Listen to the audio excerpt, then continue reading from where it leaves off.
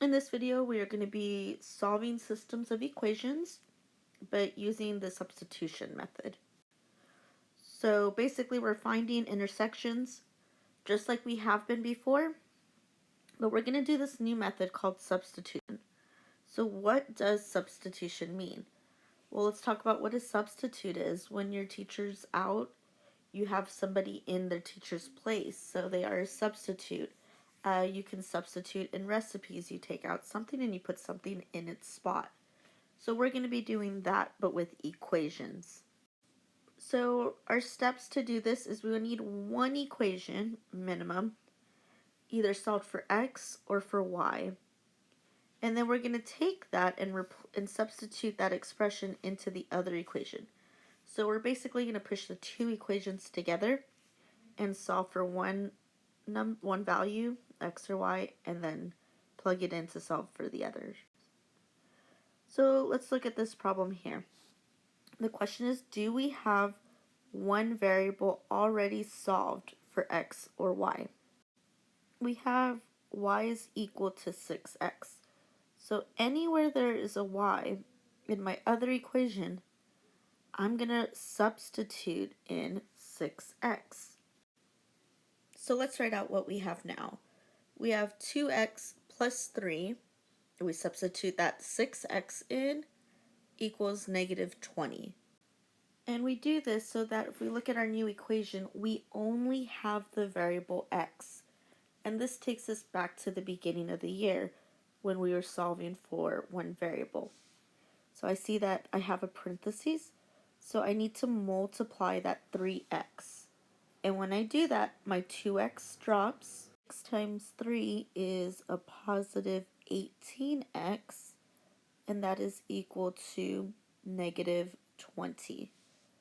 I can combine these two to get me 20x is equal to a negative 20. So now I can divide both steps by 20, and the 20 goes away because it just becomes 1, and I have x is equal to negative 1. Now, we think we're done because we have the answer, but remember, we're looking for where the two lines cross. So we need an x and a y value. But we've done the hard part. So to find the y value, we're going to go back to our original equation. And we know that y is equal to 6 times whatever our x was. And in this case, it's negative 1. So 6 times negative 1 gives us y is equal to negative 6. So let's write out our ordered pair. We have negative 1, comma, negative 6. For this example here, we do have that y is equal to 4x minus 1. But this other one is also y equals. So when this happens, we are going to write them out. We have 4x minus 1, and because y is the same thing, we're going to set these two equal to each other. So equals 2x minus 5. So now I'm going to draw my line straight down. I'm going to move the 2x over by subtracting 2x on both sides of this equation.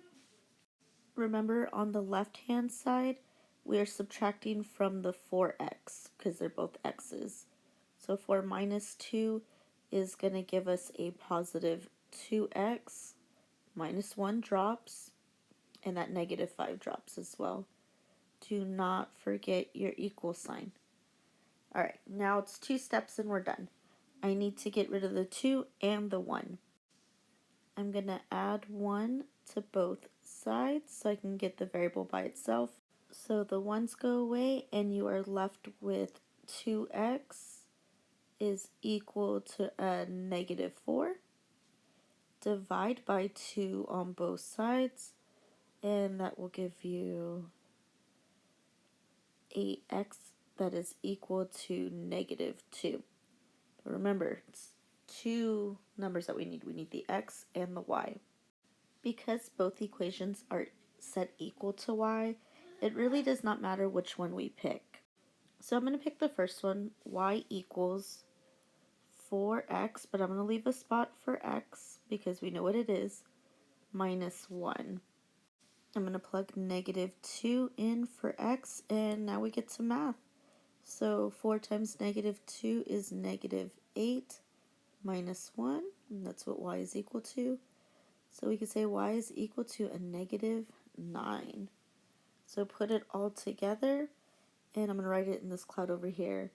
Negative 2 comma negative 9. For this problem here, we have x by itself. So everywhere there's an x, we are going to replace it with that 4y plus 7. So we're going to write 2 open parentheses, 4y plus 7, close the parentheses, minus 6y equals 12. So now we need to get rid of the parentheses. So we need to distribute the 2 to the 4y and 2 to the 7. This will give me 8y plus 14. We do not distribute the 2 to the negative 6y, so that drops as well as the equals 12. Now that we've distributed, we need to combine our like terms. In this case, we are going to combine the negative 6y with that positive 8y. And that's going to give me a positive 2y. I cannot combine anything else, so that plus 14 will drop, and the equals 12. Now I'm going to draw my line straight down, and I need to get rid of that 14 so I can isolate the y, meaning get the y by itself. So I'm going to subtract 14, doing the inverse, the opposite of what that 14 is, so it cancels out, thus leaving us with 2y is equal to negative 2. Last thing we need to do to get y by itself is divide by 2 so that we can isolate the y, which will give us a negative 1. Now that we know what y is, we can plug it into our first original equation to find x. So we will have x is equal to 4, and then in parentheses the negative 1 plus 7. So when I multiply 4 times negative 1, I get negative 4 plus 7, and then negative 4 plus 7 is really just a 3. So x is equal to 3. Which brings us to our final answer of 3 comma negative 1. For this problem here, go ahead and push pause and try to work it out on your own. So if you're stuck, here's a little bit that I've done. I replaced the x plus 9 into where there was a y.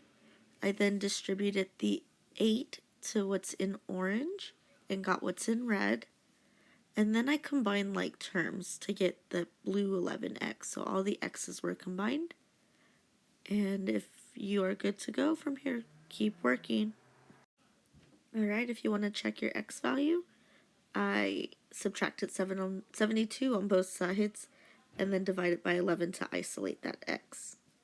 If you're good to go, keep going to solve to find out what y is.